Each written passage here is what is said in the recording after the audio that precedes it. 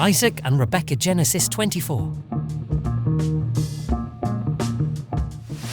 The story of Isaac and Rebekah, chronicled in Genesis 24, is a captivating narrative that unfolds against the backdrop of divine providence, familial relationships, and the search for a suitable spouse. It offers profound insights into the nature of God's guidance and provision, as well as the importance of faithfulness and obedience in fulfilling His purposes. The narrative begins with Abraham, now advanced in age, commissioning his trusted servant to find a wife for his son Isaac from among his relatives in Mesopotamia.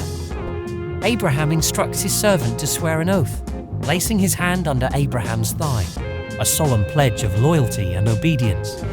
The servant sets out on his journey with a sense of purpose and determination, carrying with him 10 camels laden with gifts for the prospective bride and her family. Upon arriving at the city of Naur, the servant pauses by a well outside the city, where he prays to God for guidance and discernment in fulfilling his mission. In a remarkable display of divine providence, God orchestrates a series of events that lead the servant to encounter Rebekah, the granddaughter of Abraham's brother Nahor. As Rebekah approaches the well to draw water, the servant approaches her and asks for a drink. Impressed by her kindness and generosity, he inquires about her lineage and discovers that she is indeed a relative of Abraham. Recognizing the hand of God at work, the servant praises God and offers a prayer of thanksgiving, acknowledging God's faithfulness in guiding him to the right woman.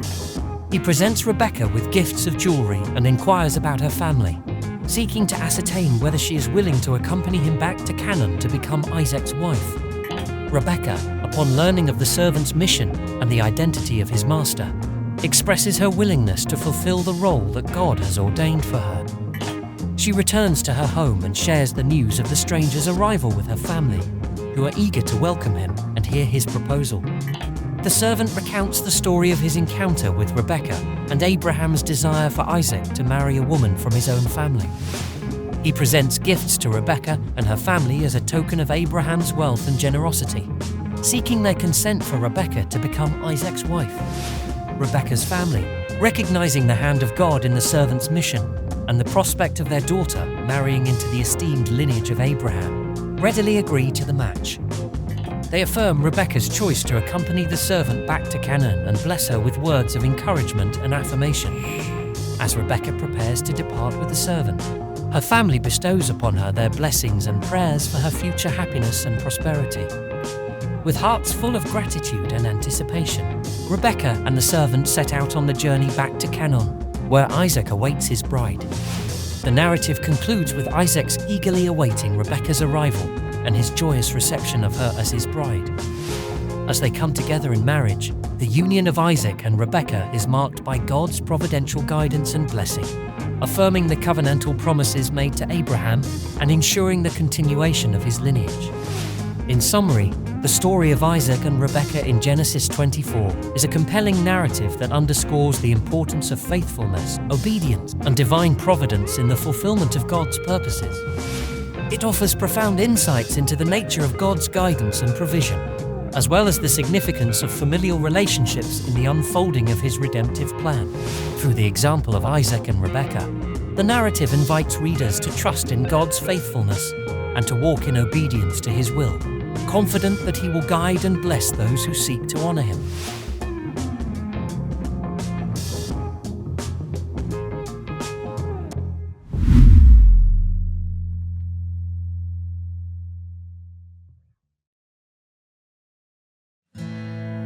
Sodom and Gomorrah destroyed, Genesis 19:15-19:29.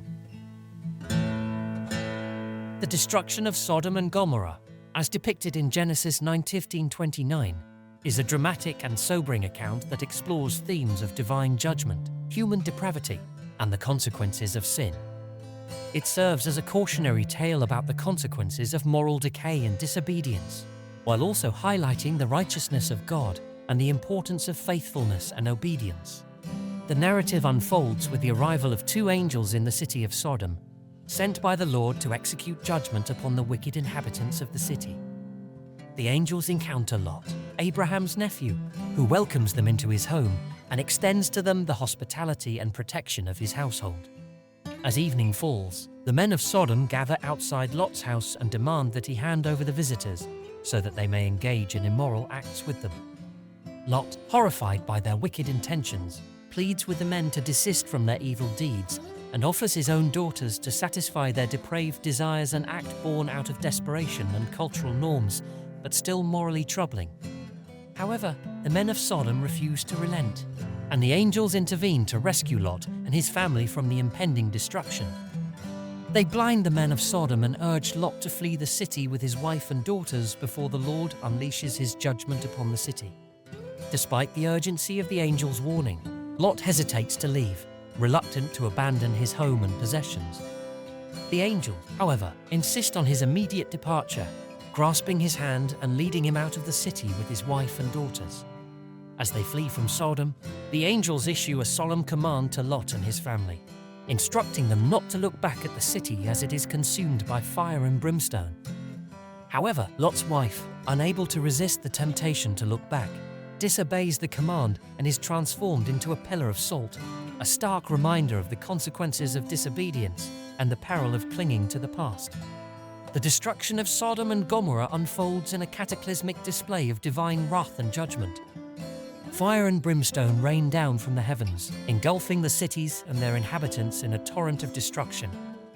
The once thriving cities are reduced to smouldering ruins, obliterated by the righteous indignation of a holy God. Amidst the devastation, Lot and his daughters find refuge in the nearby city of Zoar, where they witness the aftermath of the destruction that has befallen Sodom and Gomorrah. The once prosperous cities now lie in ruins, a testament to the consequences of human wickedness and divine judgment. The story of Sodom and Gomorrah serves as a stark warning about the destructive power of sin and the righteousness of God's judgment.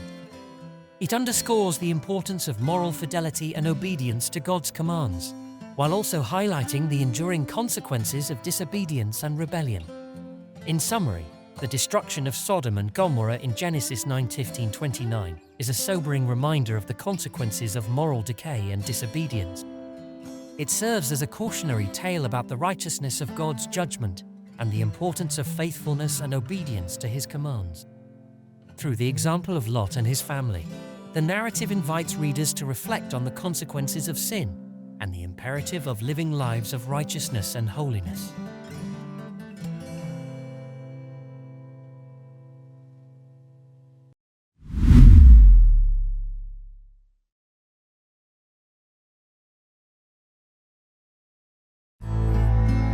Hagar and Ishmael sent away. Genesis 21:8, 21:21. The story of Hagar and Ishmael being sent away, as depicted in Genesis 21:8, 21, is a poignant narrative that explores themes of family conflict, divine providence, and the plight of the marginalized. It offers profound insights into the complexities of human relationships and the enduring presence of God's grace and mercy in the midst of hardship. The narrative unfolds with the birth of Isaac, the long-awaited son of Abraham and Sarah, in fulfillment of God's promise. As Isaac grows and is weaned, Abraham prepares a great feast to celebrate the joyous occasion. However, the festivities are marred by tension and conflict, as Sarah observes Ishmael, her son, by her Egyptian maidservant Hagar, mocking Isaac. Sarah, deeply troubled by Ishmael's behavior and concerned about the potential threat he poses to Isaac's inheritance, demands that Abraham cast out Hagar and her son from their household. Despite Abraham's distress at the prospect of sending away his son, God reassures him that he will also make a great nation of Ishmael, as he is also Abraham's offspring. The next morning, Abraham provides Hagar with bread and a skin of water and sends her and Ishmael away into the wilderness of Beersheba. As they wander in the wilderness, their provisions soon run out, and Hagar, desperate and despairing, places Ishmael under a bush and moves away from him, unable to bear seeing him die. In her anguish, Hagar cries out to God, who hears her distress and intervenes on her behalf. God sends an angel to comfort Hagar and assures her that he has heard the voice of Ishmael, promising to make him into a great nation. He directs her to lift up Ishmael and take hold of him, for he will become the father of a great people. As Hagar lifts up her eyes, she sees a well of water nearby, and she fills the skin with water and gives Ishmael a drink, saving him from certain death. God's provision of water in the wilderness serves as a tangible expression of his care and compassion for the marginalized and vulnerable, affirming his commitment to provide for those in need. The narrative concludes with a description of Ishmael growing up in the wilderness of Paran and becoming an expert archer. He marries an Egyptian woman, and his descendants settle in the desert regions of Arabia, fulfilling God's promise to make him into a great nation. The story of Hagar and Ishmael being sent away in Genesis 21:8-21 is a powerful testament to the faithfulness and compassion of God towards the marginalized and oppressed. It underscores the enduring presence of God's grace and mercy in the midst of hardship, offering hope and reassurance to those who find themselves in the wilderness of life's struggles. In summary, the story of Hagar and Ishmael being sent away in Genesis 21:8-21 is a poignant narrative that explores themes of family conflict, divine providence, and the plight of the marginalized. It offers profound insights into the complexities of human relationships and the enduring presence of God's grace and mercy in the midst of hardship. Through the example of Hagar and Ishmael, the narrative invites readers to reflect on the faithfulness and compassion of God towards those who find themselves in the wilderness of life's struggles.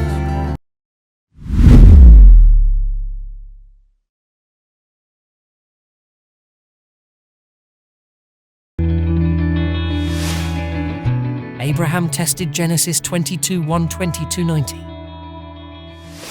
The story of Abraham being tested, as narrated in Genesis 22:1-19, is a deeply moving and spiritually profound account that explores themes of faith, obedience, sacrifice, and divine providence.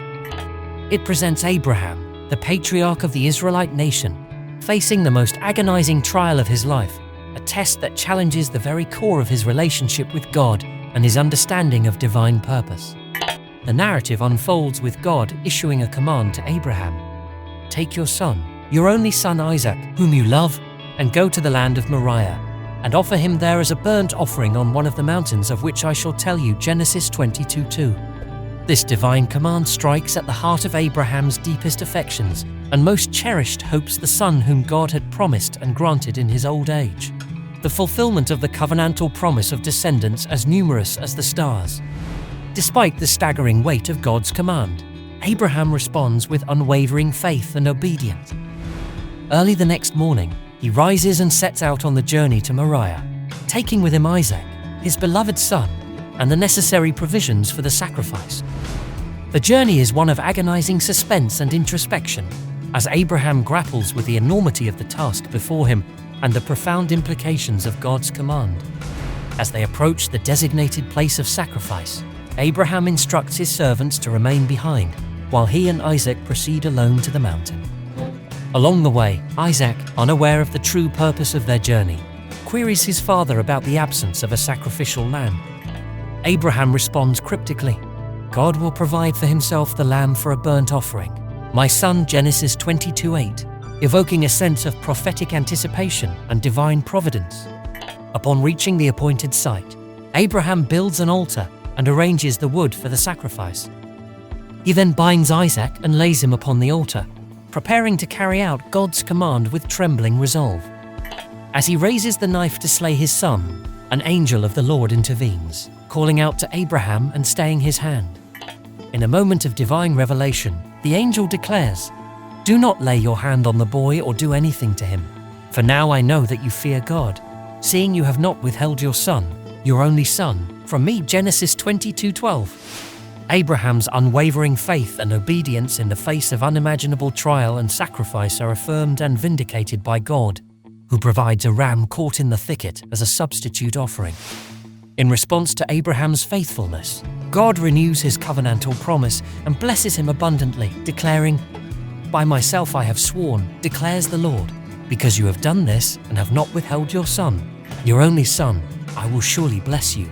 And I will surely multiply your offspring as the stars of heaven, and as the sand that is on the seashore." Genesis 22:16-17. The narrative concludes with Abraham and Isaac returning from the mountain and journeying back to their servants. Together, they offer sacrifices and worship to the Lord, commemorating the faithfulness and providence of God in their midst. The story of Abraham being tested in Genesis 22:1-19 is a profoundly moving testament to the depth of faith and obedience displayed by the patriarch in the face of unimaginable trial and sacrifice. It offers profound insights into the nature of faith as a transformative journey of trust and obedience, as well as the boundless providence and faithfulness of God towards those who walk in faith. In summary, the story of Abraham being tested in Genesis 22:1-19 is a deeply moving and spiritually profound narrative that explores themes of faith, obedience, sacrifice, and divine providence. It presents Abraham facing the most agonizing trial of his life, a test that challenges the very core of his relationship with God and his understanding of divine purpose. Through Abraham's unwavering faith and obedience, the narrative offers a powerful testimony to the transformative power of faith and the boundless providence and faithfulness of God towards those who walk in faith.